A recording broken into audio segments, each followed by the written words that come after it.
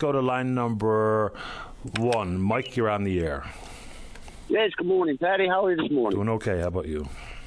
Not too bad. No, I said I'd call because, I'm, of course, a member of Protect NL, and we're on a rally that's going across the island, and it's all been going good. It's been going fantastic. And I guess I should enlighten you on the mixed bunch of bandits that are going across this island. Of course, there's myself and my beautiful partner, Deanne. And we have, there's Brenda Kitchen's horn there now. And, of course, Brenda Kitchen is from Bay St. George. And then we have, I don't know if you knew, was part of our core team. We have Guy and Leanne with us. And these people have come down from Sudbury, Ontario, and visited Newfoundland a number of times. And finally, they made a decision 3 years ago to make Newfoundland their home. So we have two people from Cornwall, Ontario, or Sudbury, Ontario, I should say, and they're going around fighting to protect this province. And then we have Jennifer, who lives in Kitty Vitty, so she's on board with us. But that's the 6 of us. And, of course, then we have 3,300 people in our group, and so that's all fantastic. And I should mention to you, Paddy, maybe I'll send it to you in an email. That's our group. There's about 12 other groups now that have formed on Facebook that are against these wind energy projects. So look briefly there, because we've been so busy on this rally for the rock trip. And I done up the math, and the members that they had, some were 600, some were 400, some were 1,200. But between the 3,300 that we got, it's roughly about 10,000 people between all the groups. So that's a substantial amount of people that have concerns about these wind energy projects. But and I just figured I'd put that out there. But, yeah, I mean, those numbers, of course, depends on who you ask about how many people might be on one side of this conversation or another. If you ask World Energy, GH2, about the concept of social license, they say they have it. If you ask people that are in your group, they'll say they don't. If you ask people who've been going door to door, which I think is a very complicated matter to begin with, about asking someone at their door what they think of it, the likelihood of getting an answer other than what the knocker wants to hear is compromised. So, and I've even spent time speaking about the concept of social license directly to the decision makers, because there's probably, if you ask 10 people what social license means and how do you achieve it or gain it, you probably get 8 to 10 different answers. That's true. And I'll give you a brief rundown of what we've experienced so far. We started in Colroy Valley, went St. George's Bay. From St. George's Bay, we went, went on the road now, sleeping here, sleeping there. St. George's Bay, we went to Stephenville, Port-au-Port, Corner Brook, Grand Falls, and today we're doing a rally here in Botwood. But it's been a journey that it's been amazing. It has been amazing. The reception we've met from people, the groups that have been there that were there before we were there to set up to meet us, the hospitality we've been given has been absolutely amazing. And our list, our petition list, is grown and grown. And the people, we had people actually that couldn't make it to the rally. They were at work. They took 10 minutes. So there was a number of them there came and said, boy, I only got time here to come to sign the petition, but I had to come. They took 10 minutes off of work to come down to sign the petition. So this is the kind of the atmosphere that's been there. But I'll tell you this one. There's lots of stories. There's so many stories I can tell you about what's happened. We're set up in Corner Brook and happened to be a cruise ship in that day. And so a lot of people, a lot of tourists going around. Besides the amazing reception we got from the people from Corner Brook and the petitions that we got signed there, that was beautiful. But we had people there that came in on the cruise ship, and there was a number of them there. But there was one gentleman in Pacific. He was from California. And he came over and he said, I said, what did he say to him? I said, boy, we explained to him government are putting all the turbine project. He said, stop it now. He said, we have it in California. It's total garbage. He said, we've got graveyards and graveyards of turbine. He said, stop it now. And then we had a fellow from Cornwall, Ontario, basically that they've been down this road, and every one of them, I think we've got 40 signatures from people that were on the cruise ship, that experienced this. So, the consensus out there that these projects, these very short-term projects, 20-year projects, and the amount of land and the destruction and the amount of damage, that's a fact. And it's out there. Okay. Mike, how diligent do you think you and your group are regarding information sharing? Because the thought coming from you, Brenda, and many others is that the proponents themselves are not being exactly forthcoming. They're not exactly telling you everything that people should know about these proposals. For instance, the bearing of a wind turbine. What percentage of a wind turbine are you and your group using that are recyclable? But most of it, like, we've got no capabilities here anyway at all in Newfoundland. And on our information, Paddy, we're lucky enough that most of our information and facts comes from these wind energy companies, because they're saying 20 to 25 years. So that's a fact. So this is short term. I'm talking about how much of it is recyclable. How much is it recyclable? What I researched, and other people smarter than me, there's very, very little. And what is to be recycled, is it has to be broken down and taken apart in order to get the steel out. That's all encased in fiberglass. So none of it is user-friendly, Paddy, and I stand to be corrected. But none of it is user-friendly for any kind of recycling process. It's not like there's a wind turbine plant set up somewhere and for recycling. None that I've heard of, you know. Okay. And, you know, look, this is not a personal issue, and it's not your group versus World Energy GH2 or anything else. I'm just talking about how the veracity of information.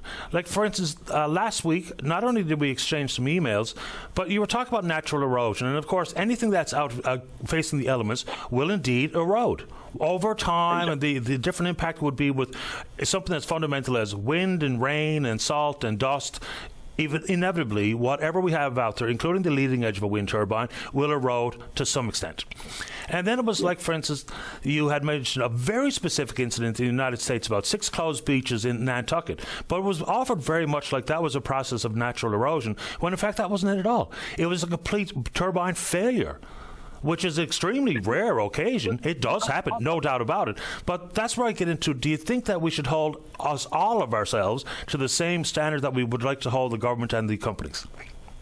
Well, Betty, you know, you see it from one way and I see it from the other way, but we are spreading these across pristine environment, and whether it's from blade edge erosion or turbine failure or collapse of the structure or a blade separation, we are doing this knowingly and willingly, and the studies that I looked at and read, there's a 14% fire rate failure, 12% structural, and I think it was 9% blade separation. So it's not if, it's when.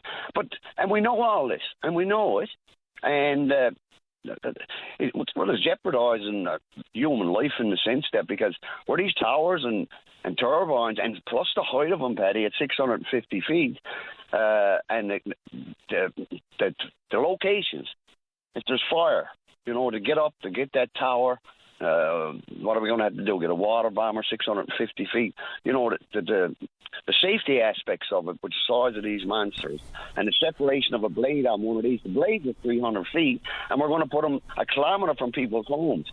And maybe I should just slow down for a minute, and I want to take and I won't keep you going. I want to take Port.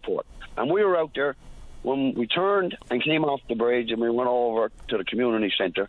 We had 120 people with barbecues set up waiting for us. It was an emotional part of our journey.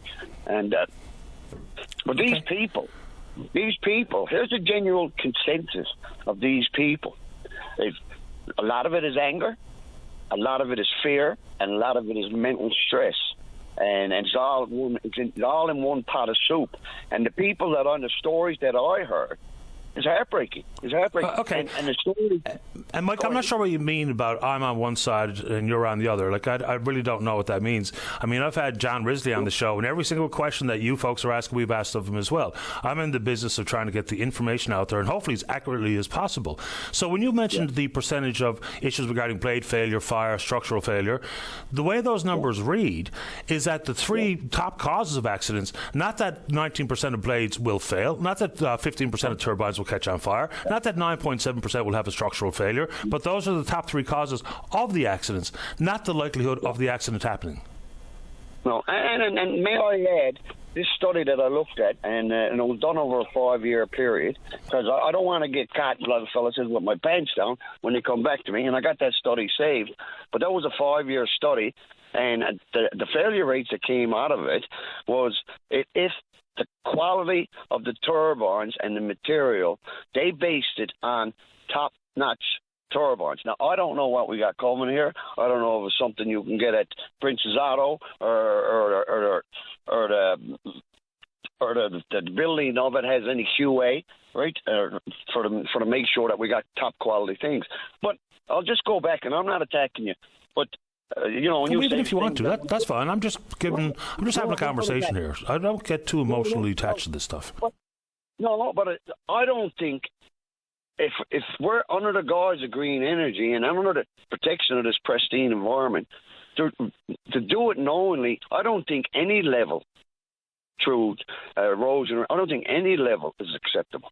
I don't think any level is acceptable. To take 2.7 million hectares and put these turbines in there knowingly that there's all kinds of risk and there's all kinds of pollution. When we're producing electricity to make hydrogen for Germany, there's nothing right about these projects. There's nothing. And they're so short-term, it's unbelievable. But I want to go back to the people of Port, and I won't keep you because it was an emotional journey. But these people have been, the consensus was, senior people, everything else, they're angry, they're hurt, and they're experiencing mental stress, and they cannot get no answers. I would venture that people have told me email after email, phone call after phone call to the Premier Andrew Parsons, their MHAs.